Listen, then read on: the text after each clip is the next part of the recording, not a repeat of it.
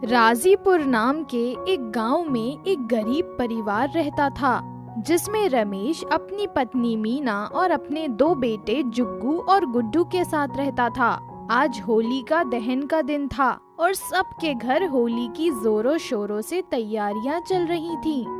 लेकिन वहीं रमेश के पास होली मनाने के लिए बिल्कुल पैसे नहीं थे, क्योंकि रमेश एकमात्र घर में कमाने वाला सदस्य था जो रोज कमाता था और रोज खाता था। लेकिन होलिका दहन के दिन छुट्टी होने की वजह से आज उसे काम नहीं मिला और ना ही पैसे मिले।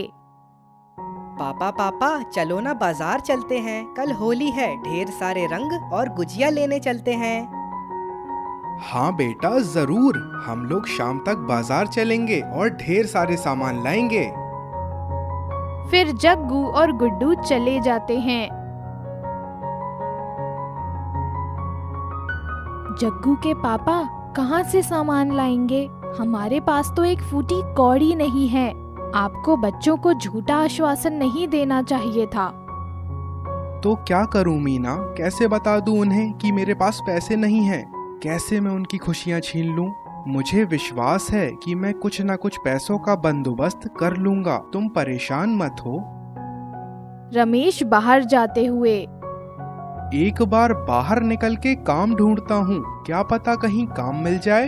हे भगवान, बस काम मिल जाए और थोड़े पैसों का इंतजाम हो जाए तो अच्छा है। क्या बात है भाई, बहुत परेशान लगते हो, क्या बात है? हाँ भाई, कल होली है और आज काम नहीं मिला। घर में बिल्कुल पैसे नहीं हैं कि होली का त्योहार मना सकूं।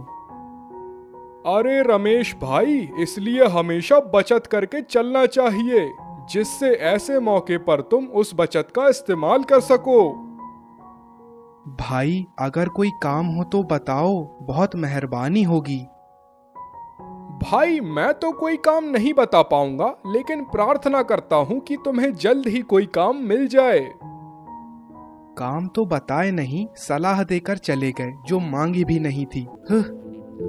रमेश रास्ते में आगे बढ़ते हुए, शाम के 4 बज गए लेकिन अभी तक एक काम नहीं दिखा। कहाँ से पैसे मिलेंगे? कैसे होली मनाऊंगा मैं? कैसे जग्गू और गुड्डू के सामने जाऊंगा? रमेश हताश होते हुए एक खाली जगह पर जाकर सर पे हाथ रख के बैठ जाता है और सोचता है कि कैसा बाप हूँ मैं, कैसा पति हूँ कि अपने बीवी बच्चों को त्योहार पे कुछ दे भी नहीं सकता। लगभग आधे घंटे तक एक जगह बैठने के बाद अब रमेश हताश होकर अपने घर के लिए निकलता है। घर जाते वक्त उसके बगल से एक बड़ा सा ट्रक गुजरता है जो लकड़ियों से भरा होता है। ट्रक की स्पीड बहुत तेज होने की वजह से उसमें से 4 से 5 लकड़ी के गट्ठर रास्ते पे गिर जाते हैं। अरे ट्रक वाले भाई, आपका लकड़ियों का गट्ठर गिर गया है, रुक जाओ, इसे तो ले जाओ। अरे सुनते हो ट्रक वाले भाई? रमेश चिल्लाता रहा, लेकिन ट्रक की स्पीड इतनी तेज थी कि ट्रक वाला सुन ही नहीं पाया। वहाँ आसपास में कोई नहीं था जिससे रमेश मदद ले पाए। बेचारा ट्रक वाला, उसे पता ही नहीं कि उसके ट्रक से लकड़ियों का गट्ठर गिर गया है। अब समझ नहीं आ रहा कि क्या करूं। तब तक सामने से रमेश का वही दोस्त वापस दिखता है जिससे रमेश ने पहले काम की बात की थी। अरे वाह रमेश, आखिर भगवान की कृपा से तुम्हें कोई काम मिल ही गया। चलो अच्छा है, अब तुम होली का त्योहार खुशी खुशी मना पाओगे। उसके बाद रमेश का दोस्त चला जाता है।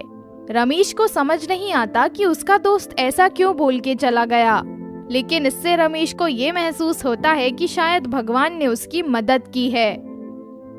पता नहीं ये क्या बोल गया, लेकिन एक मिनट, ऐसा भी तो हो सकता है कि भगवान ने मेरी मदद के लिए ये लकड़ियों का गट्ठर मुझे सौंपा हो। नहीं तो ऐसे बीच सड़क पे जहाँ सिर्फ मैं हूँ, वहीं पे ये गट्ठर क्यों गिरे, जबकि ट्रक की स्पीड तो पहले से ही बहुत तेज थी। हाँ, मुझे पता है भगवान, आपने मेरी मदद के लिए ही लकड़ियों का गट्ठर मुझे सौंप दिया है और इस बात का इशारा देने के लिए आपने मेरे दोस्त को भेज दिया। धन्य हो भगवान, आपकी जय हो। रमेश खुश हो जाता है और पास के बाजार से एक ठेला बुलवा कर उन लकड़ियों को लदवाता है और उसे बेचने के लिए बाजार की तरफ निकल जाता है।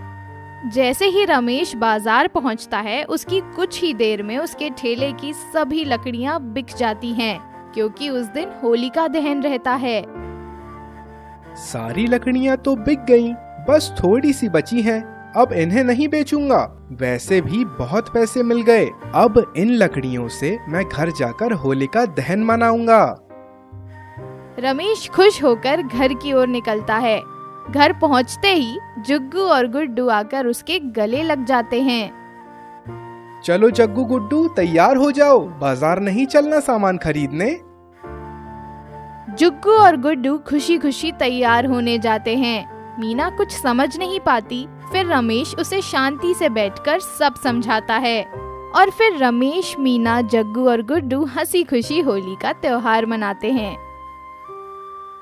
इसलिए कहते हैं, परिस्थिति चाहे जैसी हो, हमें ईश्वर पर हमेशा भरोसा रखना चाहिए। तो दोस्तों, अगर कहानी आपको पसंद आई हो तो वीडियो को लाइक, शेयर एंड चैनल को सब्सक्राइब करना ना भूलें। और अगर आप भी किसी टॉपिक पर वीडियो देखना चाहते हो तो हमें कमेंट करें। मिलते हैं अगले वीडियो में। Thanks for watching.